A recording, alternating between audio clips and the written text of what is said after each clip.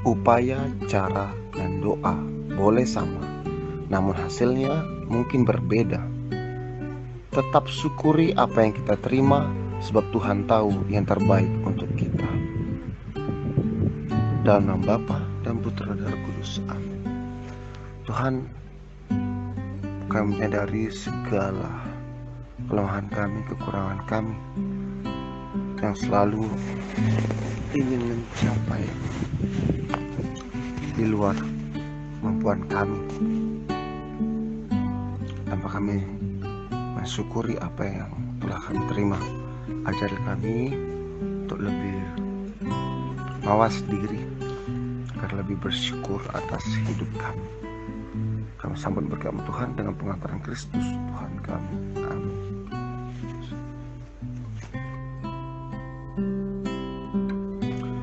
Bacaan dari Injil Lukas.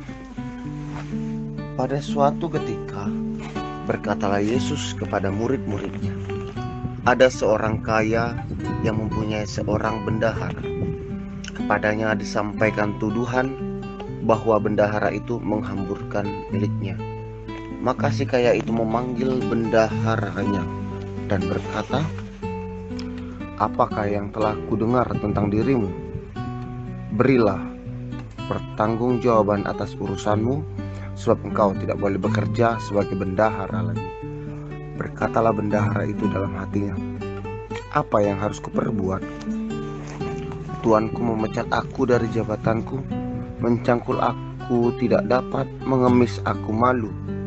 Aku tahu apa yang akan kuperbuat, supaya apabila aku dipecat dari jabatanku sebagai bendahara, ada orang yang mau menampung aku di rumah mereka."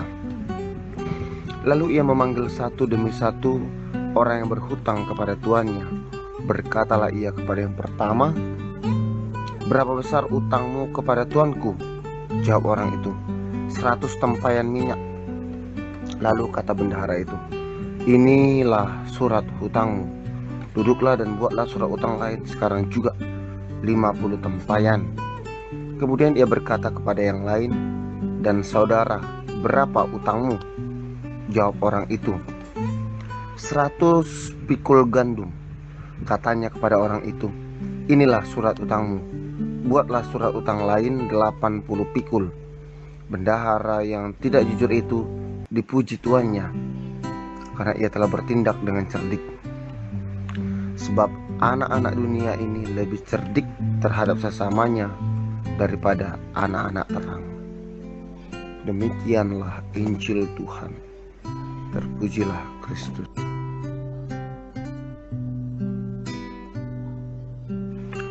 Salam Jumat bahagia untuk kita semua.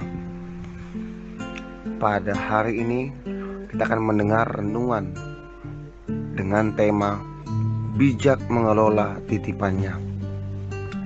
Bapak, Ibu, saudara-saudari yang terkasih di dalam Kristus, Injil Lukas pada hari ini menyadarkan kita, pasal 18 ayat 8b, Tuhan itu memuji bendahara yang tidak jujur itu karena ia telah bertindak dengan cerdik. Perumpamaan hari ini sering disalahpahami banyak orang. Tindakan bendahara yang tak jujur kok malah dipuji oleh tuannya sebagai tindakan cerdik, padahal tindakan yang dilakukan oleh bendahara itu salah. Caranya salah. Sekilas hal ini tampak kontradiksi. Mari kita telusuri dengan seksama. Si bendahara adalah pengelola keuangan tuannya. Dia akan dipecat karena berlaku tidak jujur. Si bendahara mulai mencari ide agar masa depannya dapat terjamin. Ia memanipulasi laporan keuangan tuannya, mencuri harta tuannya untuk membantu meringankan utang para debitur, sehingga harapannya setelah dibantu, kelak ia akan diperhatikan dan dibantu oleh mereka sebagai balas budi. Perumpamaan ini menggambarkan Tuhan atau Tuan si kaya dalam cerita ini dan manusia, yaitu bendahara, mengurus harta Tuhan. Jadi Tuhan memuji tindakan cerdik dari bendahara itu, bukan tindakan ketidakjujurannya, tetapi tindakannya yang memikirkan agar masa depannya terjamin. Tuhan Yesus mengajak kita sebagai anak-anak terang untuk sungguh memikirkan masa depan kita di akhirat nanti. Jangan kalah sama anak-anak dunia ini, menjalani hidup kudus agar jika kita sungguh setia hingga akhir, kita dapat masuk surga seperti yang ada di dalam kitab suci Injil Matius 24 ayat 13 dan ayat 46. Perumpamaan ini bukan ingin mengarahkan fokus kita pada hal-hal duniawi, namun kita diajak mengarahkan fokus kita pada hal-hal surgawi. Bapak, Ibu, saudara-saudari yang terkasih dalam Kristus, perumpamaan ini berbicara tentang sedekah. Kita diajak untuk lebih cerdik, lebih bijaksana dalam mengelola uang yang Tuhan titipkan, bukan hanya untuk diri kita sendiri, tapi untuk dibagi dengan sesama yang berkekurangan.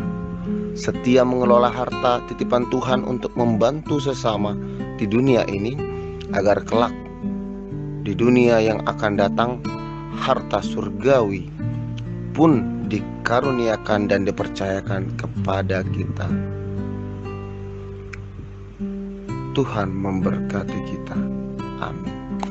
Dalam Bapa dan Putra